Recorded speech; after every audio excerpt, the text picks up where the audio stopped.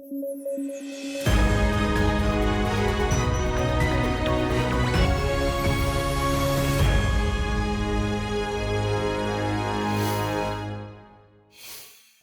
यानी international Buddhist confederation द्वारा आषाढ़ पूर्णिमा को धर्म चक्र प्रवर्तन दिवस के तौर पर आयोजित किया गया। साथ ही बौद्ध धर्म में बुद्ध पूर्णिमा के बाद दूसरा सबसे पवित्र दिन है। ये दिन भारतीय लूनर कैलेंडर के मुताबिक आषाढ़ महीने की पूर्णिमा को मनाया जाता है। निर्वाण प्राप्ति के बाद महात्मा बुद्ध ने 5 तपस्वियों को इसी दिन पहला उपदेश दिया था। ये उपदेश आषाढ़ महीने की पूर्णिमा को ऋषिपत्तन मृगदाओं में दिया गया था, जो कि वर्तमान में वाराणसी में सारनाथ के पास मौजूद है। उपदेश देने की इस घटना को धर्म चक्र प्रवर्तन या फिर टर्निंग द व्हील ऑफ धम्म के नाम से जानते हैं। इन उपदेशों में बुद्ध ने 4 आर्य सत्यों की बात की है। पहला आर्य सत्य है दुख, अर्थात यह संसार दुखमय है। दूसरा है समुदाय, अर्थात इस दुख का कारण है। तीसरा है निरोध, अर्थात इस दुख का निरोध है। वहीं चौथा आर्य सत्य कहता है मग्गा, अर्थात दुख निरोध का मार्ग है। भारत में इस दिन को गुरु पूर्णिमा के तौर पर मनाया जाता है। श्रीलंका में इस दिन को ईसल पोया और थाईलैंड में आसन बूचा के नाम से जानते हैं। आपको बता दें कि आईबीसी संस्कृति मंत्रालय के तहत काम करने वाली संस्था है। केंद्र सरकार ने सभी पब्लिक सेक्टर बैंक्स और निजी क्षेत्र के कुछ बैंक्स को महिला सम्मान सेविंग सर्टिफिकेट जारी करने के लिए ऑथराइज कर दिया है। निजी क्षेत्र के बैंक्स में आईसीआईसीआई, एचडीएफसी, आईडीबीआई और एक्सिस बैंक शामिल है। एमएसएससी को सरकार ने बजट 2023 में घोषित किया था। इस योजना के तहत महिला खुद खाता खोल सकती है। माइनर लड़की के मामले में गार्जियन खाता खोल सकते हैं। इस योजना में 31 मार्च 2025 से पहले खाता खोलना है। इसमें कम से कम 1000 रुपये और अधिकतम 2 लाख रुपए तक का निवेश किया जा सकता है। योजना में सालाना 7.5% की दर से ब्याज दिया जाएगा। डिपॉजिट डेट से 2 साल के बाद धनराशि मैच्योर हो जाएगी। योजना के तहत अकाउंट खोलने पर 1 साल के बाद 40% बैलेंस निकाला भी जा सकता है। अकाउंट को मैच्योरिटी के बाद ही बंद किया जा सकता है। कुछ परिस्थितियों में मैच्योरिटी से पहले भी अकाउंट बंद हो सकता है। इनमें अकाउंट होल्डर की मौत हो जाना, जानलेवा बीमारी के मामले में या फिर गार्जियन की मौत के केस जैसी स्थिति में अकाउंट को क्लोज करने का प्रावधान है। ये योजना महिलाओं के वित्तीय समावेशन को बढ़ावा देने के मकसद से जारी की गई है। दुनिया में तकरीबन 1 बिलियन महिलाएं ऐसी हैं जिनकी पहुंच फॉर्मल फाइनेंशियल सेक्टर तक नहीं है। यदि सभी महिलाओं का फाइनेंशियल इंक्लूजन कर लिया जाए तो साल 2025 तक वैश्विक जीडीपी में $12 ट्रिलियन जोड़े जा सकेंगे। वित्तीय समावेशन केवल आर्थिक समृद्धि के लिए नहीं बल्कि समावेशी समृद्धि के लिए भी जरूरी है। आगे बढ़ें उससे पहले एक जरूरी सूचना ये कि स्टडी IQ IAS हिंदी की टीम अब P2I यानी प्रीलिम्स 2 इंटरव्यू बैच लेकर आई है। इसकी शुरुआत 10 जुलाई 2023 से सुबह 8 बजे हो रही है। कोर्स में प्रतिदिन 2.5 से 3 घंटे की नियमित कक्षाएं हैं। इसके अलावा प्रिंटेड नोट्स, PDF, मुख्य परीक्षा के लिए उत्तर लेखन कार्यक्रम जैसे बहुत सारे उपयोगी फीचर्स हैं। कोर्स की सबसे बड़ी खासियत यह है कि प्रीलिम्स क्लियर करने वाले स्टूडेंट्स के लिए स्टडी IQ की तरफ से निःशुल्क आवासीय सुविधा उपलब्ध कराई जाएगी। इस दौरान आपके मेंस की पूरी तैयारी कराई जाएगी। साथ ही इंटरव्यू में आपके कम्युनिकेशन स्किल्स और डेफ का 1-to-1 एनालिसिस भी शामिल है। कोर्स में डिस्काउंट हासिल करने के लिए आपको अमृत लाइव कोड का इस्तेमाल करना होगा। इससे ये कोर्स आपको केवल 29,999 रुपये में हासिल हो सकेगा। कोर्स के संबंध में ज्यादा जानकारी के लिए डिस्क्रिप्शन बॉक्स में दिए गए लिंक को क्लिक कर सकते हैं। 4 जुलाई को प्रधानमंत्री नरेंद्र मोदी के द्वारा SCO यानी शंघाई कोऑपरेशन ऑर्गेनाइजेशन के सालाना सम्मेलन की मेजबानी की जाएगी। यह सम्मेलन वर्चुअली आयोजित होना है। इस सम्मेलन में रूसी राष्ट्रपति व्लादिमीर पुतिन, चीन के राष्ट्रपति शी जिनपिंग और पाकिस्तान के प्रधानमंत्री शहबाज शरीफ के शामिल होने की संभावना है। इससे पहले SCO के विदेश मंत्रियों की बैठक गोवा में इन पर्सन आयोजित की जा चुकी है। इसमें पाकिस्तान से बिलावल भुट्टो जरदारी शामिल हुए थे। भारत को SCO की अध्यक्षता पहली बार हासिल हुई है। साल 2022 में SCO का सम्मेलन उज्बेकिस्तान के समरकंद में हुआ था। SCO एक स्थायी अंतर्राष्ट्रीय अंतर सरकारी संस्था है। इसकी स्थापना 15 जून 2001 को कजाकिस्तान, चीन, किर्गिस्तान, रूस, ताजिकिस्तान, उज्बेकिस्तान के द्वारा की गई। इसका सचिवालय है बीजिंग में। एक अन्य महत्वपूर्ण निकाय committee of the regional anti terrorist structure RATS Tashkent Uzbekistan में है। इसका मकसद सदस्यों के मध्य आपसी विश्वास को मजबूत करना है। साथ ही ऊर्जा, परिवहन, पर्यटन, पर्यावरण संरक्षण आदि विषयों पर सहयोग को विकसित करना है। वर्तमान में इसमें कुल 8 देश हैं जिन्हें पूर्ण सदस्य का दर्जा प्राप्त है। इनमें कजाकिस्तान, चीन, किर्गिस्तान, रूस, ताजिकिस्तान, उज्बेकिस्तान, भारत और पाकिस्तान शामिल है। भारत और पाकिस्तान दोनों को इसकी सदस्यता जून 2017 में हासिल हुई है। भारत साल 2005 में एससीओ में ऑब्जर्वर स्टेट के तौर पर शामिल हुआ था। बीते दिनों चीन की संसद ने विदेशी संबंधों पर एक नया कानून पेश किया, जो कि 1 जुलाई से लागू भी हो गया है। इस कानून का मकसद चीन की विदेश नीति पर राष्ट्रपति शी जिनपिंग का नियंत्रण और मजबूत करना है। कानून में चीन की संप्रभुता, राष्ट्रीय सुरक्षा और विकास से जुड़े हितों को सुरक्षित करने की बात कही गई है। इस कानून के जरिए विदेशी मामलों के लिए एक लीगल सिस्टम तैयार किया गया है, जिससे चीन अपने जोखिम और चुनौतियों से निपट सके। विशेषज्ञों की माने तो ये कानून चीन के राष्ट्रपति शी जिनपिंग की आकांक्षाओं को कानूनी जामा पहनाने का जरिया है। कानून में चीन की संप्रभुता और सुरक्षा को विदेश नीति के केंद्र में रखने की बात कही गई है। वहीं belt and road initiative, global development initiative और ग्लोबल सिक्योरिटी इनिशिएटिव का जिक्र किया गया है। इस कानून को लाने की मुख्य वजह अपने पड़ोसियों और प्रतिद्वंद्वियों को काउंटर करना है। लंबे वक्त से चीन और यूएसए के रिश्ते एक तल्खी से गुजर रहे हैं। यूएसए चीन पर कई तरह के प्रतिबंध आरोपित कर रहा है। भारत से यूएसए की बढ़ती नजदीकी को चीन को काउंटर करने के लिहाज से ही देखा जा रहा है। कोविड के ओरिजिन ने चीन की वैश्विक स्तर पर छवि खराब की है, जिसका खामियाजा चीन की अर्थव्यवस्था को भुगतना पड़ा है। साल 2022 में चीन की अर्थव्यवस्था में वैश्विक औसत से कम ग्रोथ हुई है। चीन का नया कानून इन सब चुनौतियों से निपटने के मकसद से लाया गया है। आइए अब जल्दी से देखते हैं बुलेटिन पर आधारित क्या प्रश्न बन सकते हैं।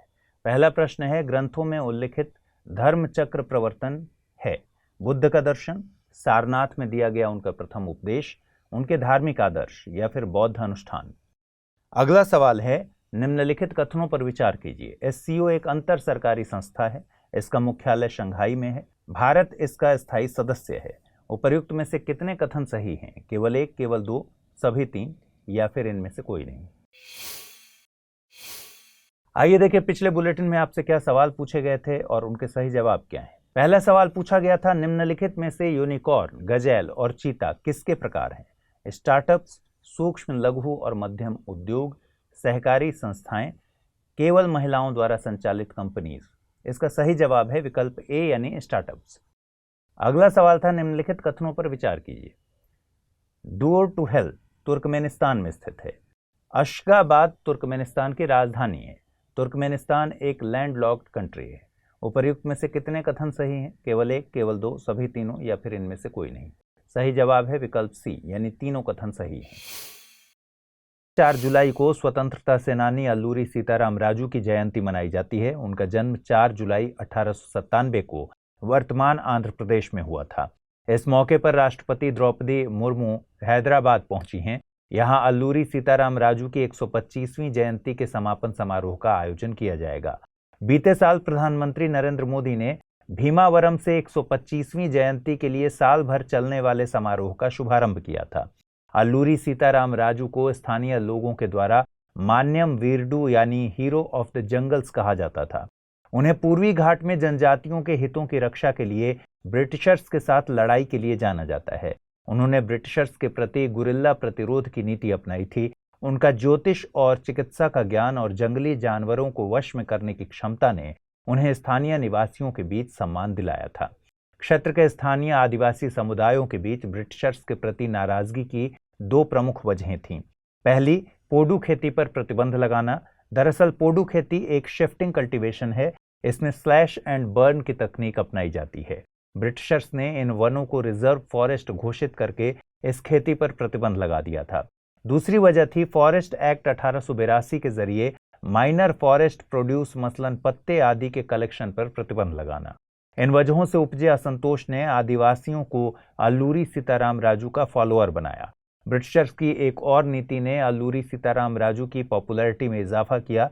दरअसल उस वक्त गोदावरी, गंजम और विशाखापट्टनम के पहाड़ी क्षेत्र ब्रिटिशर्स के तहत आते थे। उन्होंने उन क्षेत्रों के स्थानीय राजाओं की शक्तियां सीमित कर दी थीं। इन राजाओं को मत्तादार कहा जाता था। इन्होंने भी अल्लूरी सीताराम राजू के नेतृत्व में ब्रिटिशर्स के खिलाफ विद्रोह किया। ब्रिटिशर्स के खिलाफ बढ़ते विद्रोह ने 1922 में रंपा विद्रोह या मान्यम विद्रोह को जन्म दिया था। इस विद्रोह का नेतृत्व अल्लूरी सीताराम राजू ने किया था। यह विद्रोह मई 1924 में उनकी मौत के साथ खत्म हो गया।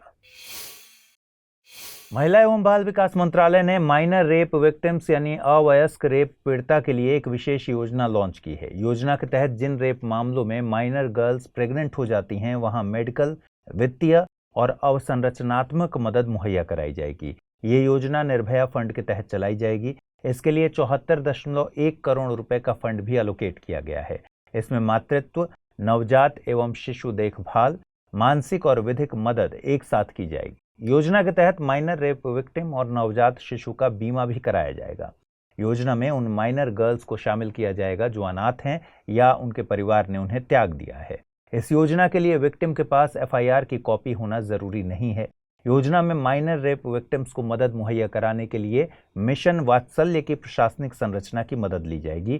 मिशन वात्सल्य को साल 2021 में लॉन्च किया गया था, जिसका मकसद बच्चों की सुरक्षा और कल्याण है। माइनर रेप विक्टिम्स को जल्द न्याय मुहैया कराने के मकसद से सरकार ने देश में 415 पॉक्सो फास्ट ट्रैक कोर्ट्स गठित किए हैं। नेशनल क्राइम रिकॉर्ड्स ब्यूरो के मुताबिक साल 2021 में पॉक्सो के तहत 51,863 मामले दर्ज किए गए थे। इनमें से 99% मामले लड़कियों के साथ रेप के थे। इनमें से कई रेप केसेस में प्रेगनेंसी के मामले देखने को मिले हैं। ऐसे में अगर माइनर गर्ल अनाथ है या परिवार ने उन्हें त्याग दिया है तो कई तरह की मानसिक और शारीरिक समस्याओं का सामना करना पड़ता है।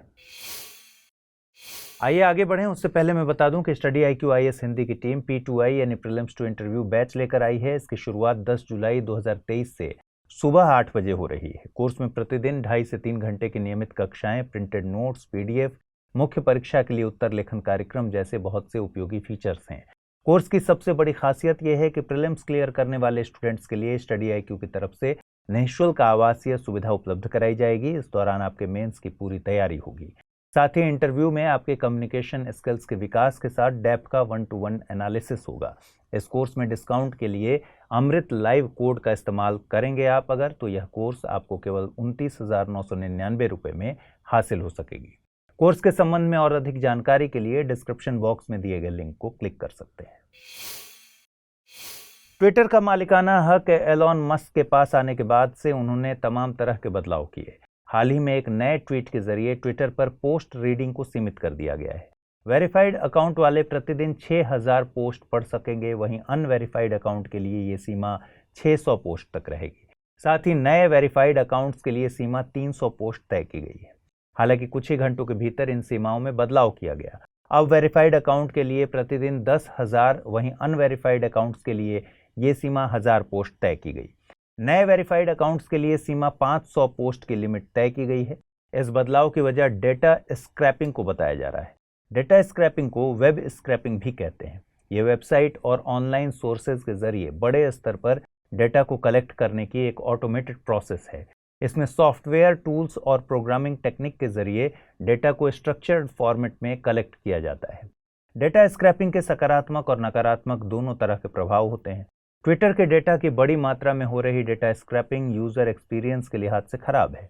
डेटा स्क्रैपिंग के सकारात्मक पक्ष की बात करें तो इसका प्रयोग रिसर्चर्स और मार्केट एनालिसिस फील्ड में किया जाता है। वे इसका प्रयोग रिसर्च और ट्रेंड एनालिसिस के लिए करते हैं। वहीं नकारात्मक पक्ष में डेटा स्क्रैपिंग का इस्तेमाल अनएथिकल और गैर विधिक कार्यों के लिए भी किया जा सकता है। पर्सनल डेटा जैसे कि फोन नंबर, ईमेल एड्रेस की स्क्रैपिंग निजता का उल्लंघन है। यूनाइटेड नेशंस में सुधार की एक खबर फिर से चर्चा में है। दरअसल यूनाइटेड किंगडम की बारबरा वुडवर्ड ने यूएन के स्थायी सदस्यों में इजाफा करने की बात कही है। स्थायी सदस्यों में भारत, जर्मनी, ब्राजील, जापान और अफ्रीकन प्रतिनिधित्व को शामिल करने की बात कही गई है। बारबरा वुडवर्ड यूएन में यूनाइटेड किंगडम के स्थायी प्रतिनिधि हैं। गौरतलब है कि यूके एक मल्टीलैटरल यानी बहुध्रुवीय व्यवस्था की वकालत करता है। जुलाई से यूएन सिक्योरिटी काउंसिल की अध्यक्षता यूके के पास है। अपनी अध्यक्षता में यूके के द्वारा इस तरफ गंभीरता से प्रयास किया जाएगा। यूएन सिक्योरिटी काउंसिल यानी संयुक्त राष्ट्र सुरक्षा परिषद की स्थापना 1945 में संयुक्त राष्ट्र चार्टर द्वारा की गई थी। यह संयुक्त राष्ट्र के 6 प्रमुख अंगों में से एक है। इसका मुख्यालय न्यूयॉर्क में है। इसमें सदस्यों की संख्या 15 है, जिसमें 5 स्थायी सदस्य हैं और 10 अस्थायी हैं। सभी 15 देशों के पास एक वोट होता है। 5 स्थायी सदस्यों में से यदि कोई एक भी प्रस्ताव के विपक्ष में वोट देता है तो वह प्रस्ताव पारित नहीं हो सकता। इसे वीटो पावर कहते हैं। इन 5 स्थायी सदस्यों में यूएसए, यूके, रूस, चीन और फ्रांस हैं। यूएन सुधारों में स्थायी सदस्यों की संख्या बढ़ाने की बात प्रमुखता से की जाती है। आइए अब जल्दी से देखें आज के बुलेटिन पर आधारित क्या सवाल बन सकते हैं। पहला सवाल है, खबरों में रहा डेटा स्क्रैपिंग पद निरूपित करता है सरकारी वेबसाइट्स की हैकिंग, ऑनलाइन सोर्सेज से सूचनाओं का कलेक्शन, फेसबुक द्वारा शुरू की गई एक रोजगार पहल या फिर क्रिप्टो करेंसी से संबंधित तकनीक। अगला सवाल है, निम्नलिखित कथनों पर विचार कीजिए। अल्लूरी सीताराम राजू भारत के उत्तर पूर्व से ताल्लुक रखने वाले स्वतंत्रता सेनानी थे। मिशन वात्सल्य का मकसद बच्चों की सुरक्षा और कल्याण है। उपर्युक्त में से सही कथन या कथनों को चुनना है, केवल एक, केवल दो, एक और दो दोनों, न तो एक और नहीं दो। आइए अब देखें कि पिछले बुलेटिन में मैंने आपसे क्या सवाल पूछे थे और उनके सही जवाब क्या है। पहला सवाल था, ग्रंथों में उल्लिखित धर्म चक्र प्रवर्तन है बुद्ध का दर्शन, सारनाथ में दिया गया उनका प्रथम उपदेश, उनके धार्मिक आदर्श या फिर बौद्ध अनुष्ठान। सही जवाब है विकल्प बी, यानी सारनाथ में दिया गया उनका प्रथम उपदेश। अगला सवाल है, निम्नलिखित कथनों पर विचार कीजिए। एससीओ एक अंतर सरकारी संस्था है, इसका मुख्यालय शंघाई है, भारत इसका स्थायी सदस्य है। कितने कथन सही हैं बताना था। इसका सही जवाब है विकल्प बी, यानी केवल 2 ही कथन सही हैं। इसका मुख्यालय बीजिंग में है। हाल ही में एससीओ की सालाना बैठक वर्चुअली आयोजित हुई। भारत ने इस समिट को टुवर्ड ए सिक्योर एससीओ नाम दिया था। सिक्योर एक्रोनिम को प्रधानमंत्री श्री नरेंद्र मोदी द्वारा साल 2018 के एससीओ समिट में दिया गया था। इसमें एस से मतलब है सिक्योरिटी, ई से मतलब है इकोनॉमी एंड ट्रेड, वहीं सी का मतलब है कनेक्टिविटी। इसके अलावा यू को यूनिटी से और आर को respect for sovereignty and territorial integrity और ई को एनवायरनमेंट से जोड़कर देखा जा रहा है। यह पहला सम्मेलन है जो भारत की अध्यक्षता में आयोजित किया गया है। भारत की अध्यक्षता में हुई इस बैठक में न्यू दिल्ली डिक्लेरेशन को अपनाया गया। इसमें सदस्य देशों ने आतंकवाद, अलगाववाद और उग्रवाद पर एक साथ आने की बात कही है। इसमें आतंक को बढ़ावा देने वाले वित्तीय माध्यम, युवाओं के कट्टरपंथ, स्लीपर सेल्स और आतंकवादियों के लिए सुरक्षित स्थानों के उन्मूलन की बात की गई है। साथ ही आतंकवादियों के क्रॉस बॉर्डर मूवमेंट को रोकने पर भी जोर दिया गया है। इसमें ऐसे आतंकवादी, उग्रवादी और अलगाववादी संगठनों की एक एकीकृत सूची बनाने की बात कही गई है, जिनकी गतिविधियां एससीओ के सदस्य देशों में प्रतिबंधित हैं। पर्यावरण के महत्व को समझते हुए एससीओ देशों के बीच साल 2024 को SCO year of the environment घोषित करने पर सहमति बनी है। आपको बता दें कि एससीओ की अध्यक्षता कजाकिस्तान को सौंपी गई है। एससीओ की अगली सालाना बैठक 2024 में कजाकिस्तान में आयोजित की जाएगी। केंद्र सरकार ने ई कॉमर्स कंपनीज को डार्क पैटर्न्स का प्रयोग करने के लिए मना किया है। दरअसल ये डार्क पैटर्न्स इन प्लेटफॉर्म्स पर ग्राहकों को बेवकूफ़ बनाने और उनकी चॉइसेस को मैनिपुलेट करने का काम करते हैं। सरकार ने इस मामले पर गाइडलाइंस जारी करने के लिए एक टास्क फोर्स भी गठित की है। इसके अलावा उपभोक्ता मंत्रालय ने डार्क पैटर्न्स से जुड़ी शिकायतों को अलग से क्लासिफाई किया है, जिससे उपभोक्ता संरक्षण अधिनियम 2019 के तहत एक्शन लिया जा सके। डार्क पैटर्न्स को डिसेप्टिव पैटर्न्स भी कहा जाता है। ये एक शब्द है जो उस स्थिति के लिए प्रयोग किया जाता है जिसमें ऐप या वेबसाइट के द्वारा यूजर्स को उन चीज़ों को करने के लिए तैयार किया जाता है जो दरअसल वो करना नहीं चाहते। साथ ही उस व्यवहार को डिस्करेज किया जाता है जो कंपनियों के हित में न हो। सबसे पहले इस शब्द को साल 2010 में लंदन के एक यूजर एक्सपीरियंस डिजाइनर हैरी ब्रिगनल ने कॉइन किया था। डार्क पैटर्न्स के उदाहरण की बात करें तो कई बार किसी वेबसाइट पर आ रहे ऐड को हटाना चाहते हो लेकिन क्रॉस का साइन दिखाई न देना, ये इसका उदाहरण है।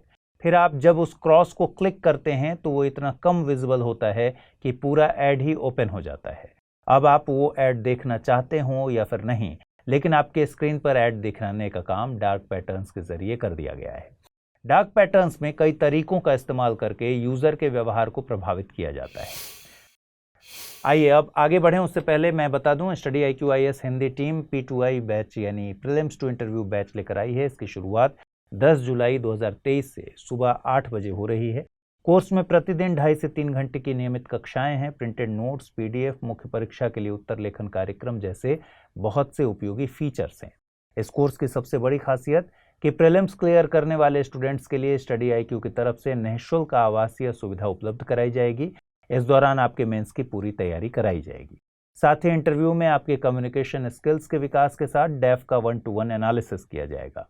कोर्स में डिस्काउंट हासिल करने के लिए आपको अमृत लाइव कोड यूज करना है। इससे यह कोर्स आपको केवल 29,999 रुपये में हासिल होगा।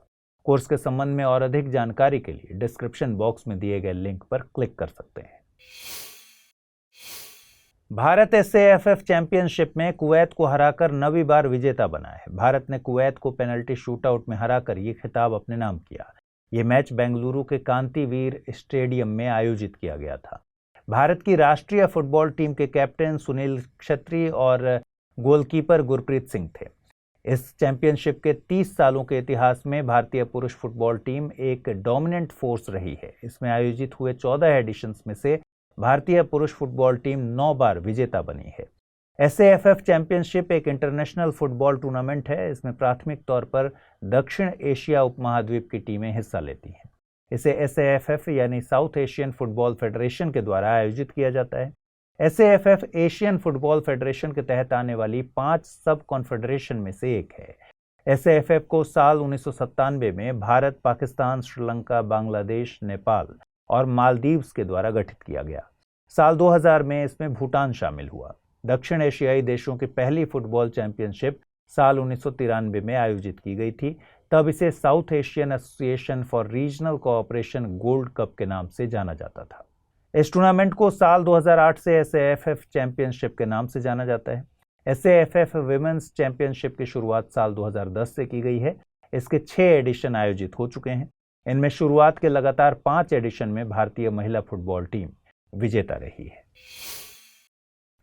लेप्टोस्पायरोसिस दुनिया में एक गंभीर संक्रामक बीमारी बन चुकी है। ये तेज बारिश या बाढ़ के बाद तेजी से फैलने वाली एक बैक्टीरियल जूनोटिक डिजीज है। ये आमतौर पर गर्म और आर्द्र देशों के ग्रामीण और शहरी इलाकों में पाई जाती है। आंकड़ों के मुताबिक दुनिया भर में इससे हर साल 1.03 मिलियन लोग प्रभावित होते हैं, जिसमें से 60,000 लोगों की मौत हो जाती है। भारत में इससे हर साल हजारों लोग प्रभावित होते हैं। इस बीमारी के लक्षण डेंगू, मलेरिया जैसे होने के कारण आंकड़े बहुत एग्जैक्ट हासिल नहीं हो पाते। भारत में ये बीमारी दक्षिण भारतीय राज्यों में अधिक देखने को मिलती है। इसकी वजह है वहाँ स्वास्थ्य अवसंरचना बेहतर होना, जिसके कारण बीमारी का डिटेक्शन हो पाता है।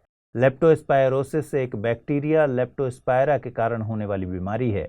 आमतौर पर यह जानवरों को होती है, लेकिन कुछ पर्यावरणीय परिस्थितियों में इंसानों में भी ये रोग देखने को मिलता है। घरेलू और जंगली जानवर इसके कैरियर के तौर पर काम करते हैं। इनमें रोडेंट्स जैसे कि चूहे, सुअर, मवेशी और कुत्ते आदि शामिल हैं। ये बैक्टीरिया संक्रमित जानवरों के यूरिन में पाया जाता है। उनके जरिए यह पूरे पर्यावरण में फैल जाता है। इंसान इस संक्रमित यूरिन के संपर्क में मिट्टी या पानी के जरिए आते हैं। इससे वे इंसान ज्यादा प्रभावित होते हैं जिनके शरीर पर कोई घाव या जख्म मौजूद हो। कृषि में जानवरों के साथ काम करने वाले लोगों के लिए ये बीमारी ऑक्यूपेशनल हैजार्ड है। कन्नड़ में इस बीमारी को इली ज्वारा और मलयालम में इली पानी कहा जाता है, जिसका मतलब होता है रैट फीवर। इसकी वजह एक मिसकंसेप्शन है कि ये बीमारी केवल चूहों से फैलती है, जबकि इसके कैरियर कई अन्य जानवर भी हैं। इस बीमारी से बचने के लिए इसे लेकर फैली भ्रांतियों को दूर करना जरूरी है। साथ ही शहरी और ग्रामीण क्षेत्रों की सैनिटेशन व्यवस्था को दुरुस्त करना जरूरी है। आइए अब जल्दी से देखें आज के बुलेटिन पर आधारित क्या सवाल बन सकते हैं। पहला सवाल है, एसएएफएफ चैंपियनशिप 2023 का विजेता भारत बना है। भारत ने यह खिताब किस देश को हराकर हासिल किया? पाकिस्तान, कुवैत, श्रीलंका या फिर बांग्लादेश? अगला सवाल है, लेप्टोस्पायरोसिस के संबंध में निम्नलिखित कथनों पर विचार कीजिए। यह एक जूनोटिक बैक्टीरियल डिजीज है, आमतौर पर ध्रुवीय क्षेत्रों में देखने को मिलती है। भारत में इस बीमारी का एक भी मामला नहीं है। उपर्युक्त में से कितने कथन सही हैं? केवल एक, केवल दो, सभी तीनों या फिर इनमें से कोई नहीं? आइए अब देखें पिछले बुलेटिन में मैंने आपसे क्या पूछा था और उनके सही जवाब क्या है।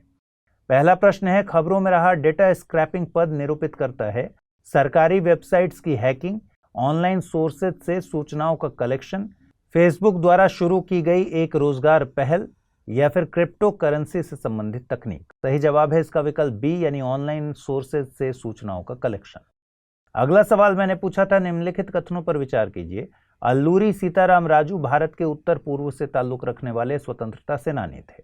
मिशन वात्सल्य का मकसद बच्चों की सुरक्षा और कल्याण है। उपर्युक्त में से सही कथन या कथनों को चुनना था। केवल एक, केवल दो, एक और दो दोनों, न तो एक और न ही दो।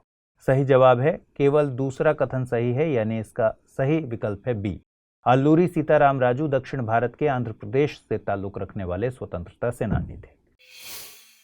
भारत का पहला टेलीमानस चैटबॉट जम्मू कश्मीर में लॉन्च किया गया है। ये तनाव का सामना कर रहे लोगों से तुरंत बात करेगा। इस साल टेलीमानस सेंटर पर सबसे ज्यादा कॉल्स जम्मू कश्मीर से दर्ज की गई। इसी के मद्देनजर ये चैटबॉट लॉन्च किया गया। इस पहल में 24 घंटे क्लिनिकल साइकोलॉजिस्ट, हेल्थ काउंसलर्स और कंसल्टेंट मौजूद रहेंगे। भारत सरकार ने यूनियन बजट 2022 में national telemental health programme of India और टेलीमानस की घोषणा की थी। टेलीमानस से मतलब है tele mental health assistance and networking across states. इसमें लोग टोल फ्री नंबर या शॉर्ट कोड डायल करके टेलीमानस हेल्पलाइन से संपर्क कर सकते हैं।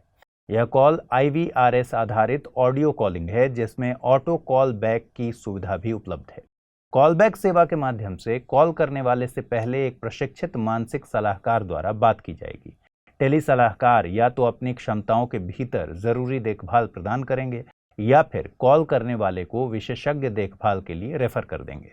यदि कॉल करने वाले को विशेष देखभाल की जरूरत होती है तो कॉल को एक मानसिक स्वास्थ्य विशेषज्ञ द्वारा हैंडल किया जाएगा।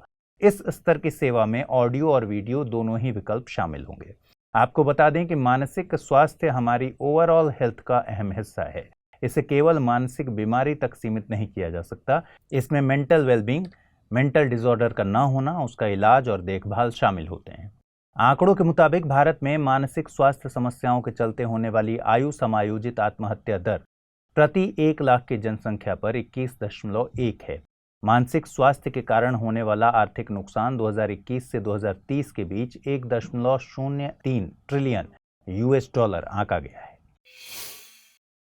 यूजीसी यानी यूनिवर्सिटी ग्रांट कमीशन ने असिस्टेंट प्रोफेसर की नियुक्ति में PhD डिग्री की अनिवार्यता को खत्म कर दिया है। इसके लिए minimum qualifications for appointment of teachers and other academic staff in universities and colleges and other measures for the maintenance of standards in higher education regulations 2018 को संशोधित किया गया है। अब इस पोस्ट के लिए PhD की योग्यता ऑप्शनल है। सभी उच्च शिक्षण संस्थानों में डायरेक्ट रिक्रूटमेंट में NET यानी नेशनल एलिजिबिलिटी टेस्ट, SET यानी स्टेट एलिजिबिलिटी टेस्ट और SLET यानी स्टेट लेवल एलिजिबिलिटी टेस्ट की न्यूनतम योग्यता रखी जाएगी। वहीं केंद्रीय विश्वविद्यालयों में रिक्रूटमेंट में SET और SLET की योग्यता नहीं रहेगी। यूजीसी का यह फैसला 1 जुलाई 2023 से लागू होगा। आपको बता दें कि स्वतंत्रता के बाद साल 1948 में डॉक्टर S राधाकृष्णन की अध्यक्षता में यूनिवर्सिटी एजुकेशन कमीशन का गठन किया गया था। इसमें यूनिवर्सिटी ग्रांट कमीशन को यूनाइटेड किंगडम के मॉडल पर गठित करने की बात कही गई थी। 28 दिसंबर 1953 को मौलाना अबुल कलाम आजाद के द्वारा यूनिवर्सिटी ग्रांट कमीशन का शुभारंभ किया गया था। हालांकि आधिकारिक तौर पर इसका गठन नवंबर 1956 में संसद के एक अधिनियम द्वारा एक सांविधिक संस्था के तौर पर किया गया। इसका मकसद उच्च शिक्षा में गुणवत्ता वाली शिक्षा को बढ़ावा देना है। आगे बढ़ें उससे पहले मैं बता दूं कि study IQIS Hindi team P2I यानी प्रीलिम्स टू इंटरव्यू बैच लेकर आई है। इसकी शुरुआत 10 जुलाई 2023 से सुबह 8 बजे हो रही है। कोर्स में प्रतिदिन 2.5 से 3 घंटे की नियमित कक्षाओं के अलावा प्रिंटेड नोट्स, PDF, मुख्य परीक्षा के लिए उत्तर लेखन कार्यक्रम जैसे बहुत से उपयोगी फीचर्स शामिल हैं। इस कोर्स की सबसे बड़ी खासियत यह है कि प्रीलिम्स क्लियर करने वाले स्टूडेंट्स के लिए स्टडी IQ की तरफ से निःशुल्क आवासीय सुविधा उपलब्ध कराई जाएगी। इस दौरान आपके मेंस की पूरी तैयारी कराई जाएगी। साथ ही इंटरव्यू में आपके कम्युनिकेशन स्किल्स के विकास के साथ डेफ का 1-to-1 एनालिसिस होगा। इस कोर्स में डिस्काउंट हासिल करने के लिए आपको अमृत लाइव कोड का यूज करना है। इससे ये कोर्स आपको केवल 29,999 रुपये में हासिल हो सकेगा। कोर्स के संबंध में ज्यादा जानकारी के लिए डिस्क्रिप्शन बॉक्स में दिए गए लिंक पर क्लिक कर लीजिए। प्रधानमंत्री श्री नरेंद्र मोदी ने भारतीय जनसंघ के संस्थापक श्यामा प्रसाद मुखर्जी की जयंती पर श्रद्धांजलि अर्पित की। उनका जन्म 6 जुलाई 1901 को बंगाल के प्रसिद्ध परिवार में हुआ था। साल 1924 में उन्होंने कलकत्ता यूनिवर्सिटी में एडवोकेट के तौर पर एनरोल किया। 1926 में वे बैरिस्टर की पढ़ाई के लिए लिंकन यूनिवर्सिटी लंदन चले गए। साल 1927 में वे बैरिस्टर बने। मात्र 33 साल की उम्र में वे कलकत्ता यूनिवर्सिटी के दुनिया के सबसे युवा वाइस चांसलर बने। वे एशियाटिक सोसाइटी के सदस्य के तौर पर एक्टिव रहे। बंगाल लेजिस्लेटिव में सदस्य के तौर पर शामिल रहे। हिंदू महासभा में शामिल होने के बाद साल 1944 में वे इसके अध्यक्ष बने। महात्मा गांधी की मृत्यु के बाद वे चाहते थे कि हिंदू महासभा केवल हिंदुओं तक सीमित न रहे और इसी मुद्दे पर नवंबर 1948 में वे हिंदू महासभा से अलग हो गए। देश में बनी अंतरिम सरकार में वे उद्योग और आपूर्ति मंत्री के तौर पर शामिल हुए थे। हालांकि दिल्ली समझौते के मुद्दे पर उन्होंने साल 1950 में कैबिनेट से इस्तीफा दे दिया। इसके बाद 21 अक्टूबर 1951 को भारतीय जनसंघ की स्थापना की। इसके पहले अध्यक्ष श्यामा प्रसाद मुखर्जी ही थे। 1952 में आयोजित चुनावों में भारतीय जनसंघ ने 3 सीटें जीती। वे अनुच्छेद 370 के तहत कश्मीर को दिए गए विशेष राज्य के दर्जे के घोर विरोधी थे। वे इसे भारत का बाल्कनाइजेशन मानते थे। इन प्रावधानों के विरोध में हिंदू महासभा और राम राज्य परिषद के साथ मिलकर उन्होंने सत्याग्रह आयोजित किया। इसके चलते साल 1953 में उन्होंने कश्मीर की यात्रा की और बॉर्डर पार करते वक्त 11 मई 1953 को उन्हें गिरफ्तार किया गया। 23 जून 1953 को उनकी मृत्यु कैद में ही हो गई।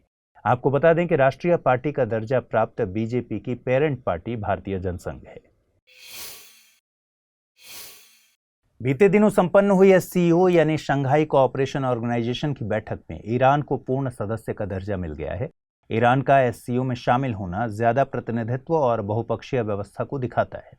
अब SCO में कुल 9 पूर्ण सदस्य हो गए हैं। भारत के लिहाज से ईरान का SCO में शामिल होना कई मामलों में अहम है। SCO के लक्ष्यों में स्थायित्व और सुरक्षा को अहमियत दी गई है।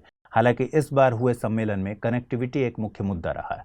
भारत की कनेक्टिविटी स्ट्रेटजी में ईरान मुख्य है। भारत ईरान के चाबहार पोर्ट में टर्मिनल ऑपरेट करता है, जहां से अफगानिस्तान के जरिए सेंट्रल एशिया में जगह मिलती है। साथ ही international north south transport corridor में भारत ईरान के जरिए रूस तक पहुंचता है। इसके अलावा सेंट्रल एशियन देशों के साथ एक मल्टी मॉडल ट्रेड रूट की बात की जा रही है। इससे भारत चीन के बेल्ट एंड रोड इनिशिएटिव का हिस्सा बने बगैर इस क्षेत्र में व्यापार कर सकेगा। हालांकि ईरान के शामिल होने से SCO की एंटी वेस्ट इमेज और पुख्ता हुई है। SCO में पहले से मौजूद रूस और अभी ईरान पर USA द्वारा कई तरह के प्रतिबंध लगाए गए हैं। इस साल की बैठक में बेलारूस को स्थायी सदस्य के तौर पर शामिल करने की बात हुई है। अगले साल बेलारूस को इसके सदस्य के तौर पर देखा जा सकता है, जो कि अंतर्राष्ट्रीय संबंधों में रूस का सगा भाई माना जाता है। ऐसे में भारत के सामने क्वाड और SCO दोनों के बीच बैलेंस बनाने की चुनौती है। आइए जल्दी से देखें आज के बुलेटिन पर आधारित क्या प्रश्न बन सकते हैं। पहला प्रश्न है, भारतीय जनसंघ के संस्थापक के तौर पर किसे जाना जाता है? अटल बिहारी वाजपेयी, श्यामा प्रसाद मुखर्जी, दीनदयाल उपाध्याय या फिर मोहन भागवत? अगला प्रश्न है, SCO के संबंध में निम्नलिखित कथनों पर विचार कीजिए। ईरान SCO का स्थायी सदस्य है। साल 2023 की सालाना बैठक की अध्यक्षता भारत ने की। International north south transport corridor Bharat को अफ्रीका से जोड़ता है। उपर्युक्त में से कितने कथन सही है? केवल 1, केवल 2, सभी 3 या फिर इनमें से कोई नहीं? आइए अब देखें पिछले बुलेटिन पर आधारित क्या प्रश्न मैंने पूछे थे और उनके सही जवाब क्या हैं। पहला प्रश्न था, SAFF चैंपियनशिप 2023 का विजेता भारत बना है। भारत ने यह खिताब किस देश को हराकर हासिल किया? पाकिस्तान, कुवैत, श्रीलंका या फिर बांग्लादेश? सही जवाब है विकल्प बी यानी कुवैत। दूसरा प्रश्न है, लेप्टोस्पायरोसिस के संबंध में निम्नलिखित कथनों पर विचार कीजिए। यह एक जूनोटिक बैक्टीरियल डिजीज है। आमतौर पर ध्रुवीय क्षेत्रों में देखने को मिलती है। भारत में इस बीमारी का एक भी मामला नहीं है। उपर्युक्त में से कितने कथन सही हैं? केवल 1, केवल 2, सभी तीनों या फिर इनमें से कोई नहीं? सही जवाब है विकल्प ए यानी केवल एक कथन सही है। आमतौर पर यह बीमारी तेज तापमान और आर्द्रता वाले क्षेत्रों में देखने को मिलती है। भारत में इस बीमारी के हजारों मामले हैं। वैश्विक शांति सूचकांक 2023 जारी कर दिया गया है। 163 स्वतंत्र देशों और टेरिटरीज को शामिल करने वाला ये index institute of economics and peace द्वारा जारी किया जाता है। रिपोर्ट के मुताबिक वैश्विक शांति में औसतन 0.42% की कमी दर्ज की गई है। साथ ही बीते 15 सालों में दुनिया की शांति में कमी आई है और हर देश का औसतन स्कोर 5% से कम हुआ है। रिपोर्ट में 3 डोमेन्स में शांति को आंका जाता है। इनमें सोसाइटल सेफ्टी एंड सिक्योरिटी यानी सामाजिक रक्षा और सुरक्षा, ongoing domestic and international conflict यानी घरेलू और अंतर्राष्ट्रीय विवाद, मिलिट्रेशन और सैन्यकरण शामिल है। दुनिया में शांति के मामले में आइसलैंड पहले स्थान पर है। आइसलैंड को ये पोजीशन साल 2008 से हासिल है। आइसलैंड के बाद डेनमार्क, आयरलैंड, न्यूजीलैंड और ऑस्ट्रिया आते हैं। अफगानिस्तान को इस इंडेक्स में लगातार 8वीं बार आखिरी पायदान पर रखा गया है। भारत को इस इंडेक्स में 126 रैंक हासिल हुई है। भारत की शांति में 3.5% का इजाफा हुआ है और भारत की रैंकिंग में सुधार सोशल अनरेस्ट यानी सामाजिक अशांति में कमी और चीन के साथ भू राजनीतिक विवाद में आई कमी के चलते हुआ है। आप में से बहुत से लोगों ने हाकुना मटाटा कहावत तो सुनी ही होगी, लेकिन ये किस भाषा की कहावत है ये शायद कम ही लोग जानते होंगे। हाकुना मटाटा का अर्थ होता है नो वरीज या there are no problems, don't worry about it. ये स्वाहिली भाषा की कहावत है। आज यानी 7 जुलाई को दुनिया भर में स्वाहिली लैंग्वेज डे या किस्वाहिली लैंग्वेज डे मनाया जाता है। साल 2023 के लिए इस दिन की theme unleashing Kiswahili's potential in the digital era. 1950 में यूनाइटेड नेशंस ने यूएन रेडियो में किस्वाहिली लैंग्वेज यूनिट गठित की थी। वर्तमान में किस्वाहिली यूएन के directorate of the global communications में इकलौती अफ्रीकन भाषा है। यूएन ने बहुभाषावाद के मूल्य को आगे बढ़ाते हुए 7 जुलाई को स्वाहिली लैंग्वेज डे घोषित किया था। किस्वाहिली पहली अफ्रीकन भाषा है जिसे यूएन में इस तरह तरजीह दी गई है। आपको बता दें कि किस्वाहिली अफ्रीका की सबसे ज्यादा बोली जाने वाली भाषाओं में से एक है। आमतौर पर इसका प्रयोग सब सहारन अफ्रीका में किया जाता है और ये दुनिया भर में सबसे ज्यादा बोली जाने वाली 10 भाषाओं में शामिल है। इसे तकरीबन 200 मिलियन लोगों के द्वारा बोला जाता है। दुनिया भर की बड़ी यूनिवर्सिटीज और कॉलेजेस में इसे पढ़ाया जाता है। भारत में आकाशवाणी के एक्सटर्नल सर्विस डिवीजन द्वारा मई 1943 से रोजाना स्वाहिली भाषा में एक कार्यक्रम प्रसारित किया जाता है। इसका मकसद वैश्विक अफ्रीकी समुदाय तक पहुंच बनाना है। इस खबर की अहमियत समझने के लिए साल 2021 में यूपीएससी की प्रारंभिक परीक्षा में पूछे गए एक सवाल पर हम यहाँ गौर कर लेते हैं। प्रश्न है, निम्नलिखित कथनों पर विचार कीजिए। यूनिसेफ द्वारा 21 फरवरी को अंतर्राष्ट्रीय मातृभाषा दिवस घोषित किया गया था। पाकिस्तान की संविधान सभा में ये मांग रखी गई कि राष्ट्र भाषाओं में बांग्ला को भी सम्मिलित किया जाए। उपरोक्त में से कौन से कथन सही है? केवल एक, केवल दो, एक और दो दोनों, ना तो एक ना ही दो। सही जवाब है विकल्प बी यानी केवल दूसरा कथन सही है।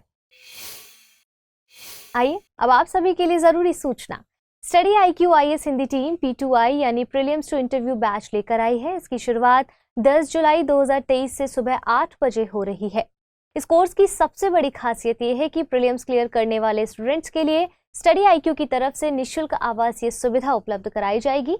इस दौरान आपके मेंस की पूरी तैयारी भी कराई जाएगी। साथ ही इंटरव्यू में डेफ का 1-to-1 एनालिसिस किया जाएगा। इस कोर्स में डिस्काउंट हासिल करने के लिए आपको अमृत लाइव कोड का इस्तेमाल करना होगा। इससे ये कोर्स आपको केवल 29,999 रुपए में हासिल हो सकेगा। कोर्स के संबंध में और अधिक जानकारी के लिए डिस्क्रिप्शन बॉक्स में दिए गए लिंक को क्लिक कर प्राप्त कर सकते हैं। आइए फिर से खबरों की ओर चलते हैं। आरबीआई के अंतर विभागीय समूह ने भारतीय रुपए के अंतर्राष्ट्रीयकरण की बात कही है। समूह के मुताबिक भारत रुपए के अंतर्राष्ट्रीयकरण को लेकर एक रोड मैप तैयार कर रहा है। भारत लगातार सबसे तेजी से ग्रोथ करने वाला देश बना हुआ है। भारतीय रुपए में अंतर्राष्ट्रीय मुद्रा बनने की क्षमता है। गौरतलब है कि वर्तमान में दुनिया भर में US dollar, euro, Japanese yen, pound और स्टर्लिंग का प्रयोग रिजर्व करेंसीज के तौर पर किया जाता है। चीन ने अपनी मुद्रा रेनमेवी को अंतर्राष्ट्रीय मुद्रा के तौर पर स्थापित करने की बात कही है। हालांकि उसे बहुत सीमित सफलता हासिल हुई है। इस पर आगे बात करने से पहले हम ये जान लेते हैं कि रुपए के अंतर्राष्ट्रीयकरण से दरअसल मतलब क्या होता है। ये एक ऐसी प्रक्रिया है जिसमें रुपए का प्रयोग क्रॉस बॉर्डर ट्रांजैक्शन में बढ़ा दिया जाता है। इसमें आयात निर्यात के व्यापार में और कैपिटल अकाउंट के ट्रांजैक्शन में रुपए का प्रयोग बढ़ा दिया जाता है। किसी भी मुद्रा का अंतर्राष्ट्रीयकरण सीधे तौर पर उस देश की आर्थिक प्रगति से जुड़ा हुआ होता है। इसके लिए करेंसी स्वैपिंग और मजबूत फॉरेक्स मार्केट की जरूरत होती है। करेंसी स्वैपिंग से मतलब होता है एक मुद्रा की अदला बदली। जब दो देश अपनी वित्तीय जरूरतों को पूरा करने के लिए मुद्रा की अदला बदली को लेकर समझौता करते हैं तो इसे करेंसी स्वैप कहते हैं। इसमें देशों को विनिमय दर में आने वाले परिवर्तन से कोई नुकसान नहीं उठाना पड़ता। रुपए के अंतर्राष्ट्रीयकरण के लिए कैपिटल अकाउंट और क्रॉस बॉर्डर ट्रांसफर में रुपए की पूर्ण परिवर्तनीयता यानी फुल कन्वर्टेबिलिटी की अनुमति देनी होगी। भारत में अभी केवल करंट अकाउंट में रुपए की पूर्ण परिवर्तनीयता की अनुमति है। रुपए के अंतर्राष्ट्रीयकरण के कई फायदे भी आरबीआई द्वारा गिनाए गए हैं। सबसे पहला है रुपए के अंतर्राष्ट्रीयकरण से फॉरेन एक्सचेंज रिजर्व को होल्ड करने की जरूरत सीमित हो जाएगी। विदेशी मुद्रा पर निर्भरता कम होने से भारत एक्सटर्नल शॉक से बच सकेगा। रुपए के अंतर्राष्ट्रीयकरण से रुपए का महत्व बढ़ेगा, जिससे भारतीय व्यापारियों की बार्गेनिंग पावर में इजाफा होगा। इससे भारतीय व्यापार को वैश्विक स्तर पर बढ़त हासिल हो सकेगी। भारत और पनामा के बीच इलेक्टोरल कॉर्पोरेशन को लेकर एक MOU यानी मेमोरेंडम ऑफ अंडरस्टैंडिंग पर हस्ताक्षर हुए हैं। दोनों देशों के बीच चुनाव के प्रबंधन और प्रशासन को लेकर एक इंस्टीट्यूशनल फ्रेमवर्क तैयार किया जाएगा। भारत का चुनाव आयोग इंटरनेशनल कोऑपरेशन प्रोग्राम के तहत फॉरेन इलेक्शन मैनेजमेंट बॉडीज के साथ सहयोग को बढ़ा रहा है। लैटिन अमेरिका में चुनाव आयोग के द्वारा किया गया ये चौथा समझौता है। इससे पहले मैक्सिको, ब्राजील और चिली के साथ ऐसा समझौता किया जा चुका है। संविधान के अनुच्छेद 324 में वर्णित चुनाव आयोग एक स्थायी संवैधानिक संस्था है। इसका गठन 25 जनवरी 1950 को हुआ था। ये भारत में चुनाव के लिए जिम्मेदार है। ये संस्था लोकसभा, राज्यसभा, राज्य विधानमंडल और राष्ट्रपति एवं उपराष्ट्रपति के चुनाव आयोजित कराती है। पनामा मध्य अमेरिका में पनामा स्थल संधि पर स्थित एक देश है। ये अपनी सीमा कोस्टारिका और कोलंबिया से साझा करता है। ये देश पनामा नहर के लिए जाना जाता है, जो कि मानव निर्मित वाटरवे है। ये नहर कैरिबियन सी को प्रशांत महासागर से भी जोड़ती है। आइए बुलेटिन पर आधारित अब प्रश्नों को देख लेते हैं। वैश्विक शांति सूचकांक 2023 में पहली रैंक किस देश को मिली है? Norway, Denmark, Iceland, Netherland. दूसरा प्रश्न है, निम्नलिखित कथनों पर विचार कीजिए। भारत का चुनाव आयोग एक सांविधिक संस्था है। राज्य विधानमंडल के चुनाव राज्य निर्वाचन आयोग के द्वारा आयोजित कराए जाते हैं। उपरोक्त में से कितने कथन सही हैं? केवल एक, केवल दो, एक और दो दोनों, ना तो एक ना ही दो। आइए अब पिछले बुलेटिन पर आधारित प्रश्नों पर नजर डाल लेते हैं। भारतीय जनसंघ के संस्थापक के तौर पर किसे जाना जाता है? अटल बिहारी वाजपेयी, श्यामा प्रसाद मुखर्जी, दीनदयाल उपाध्याय, मोहन भागवत। सही जवाब है विकल्प बी यानी श्यामा प्रसाद मुखर्जी। दूसरा प्रश्न था, एससीओ के संबंध में निम्नलिखित कथनों पर विचार कीजिए। ईरान एससीओ का स्थायी सदस्य है। साल 2023 की सालाना बैठक की अध्यक्षता भारत ने की है। International north south transport corridor Bharat को अफ्रीका से जोड़ता है। उपरोक्त में से कितने कथन सही हैं? केवल एक, केवल दो, सभी तीन, इनमें से कोई नहीं। सही जवाब है विकल्प बी यानी दो कथन सही हैं। International north south transport corridor Bharat को सेंट्रल एशिया के रास्ते रूस से जोड़ता है।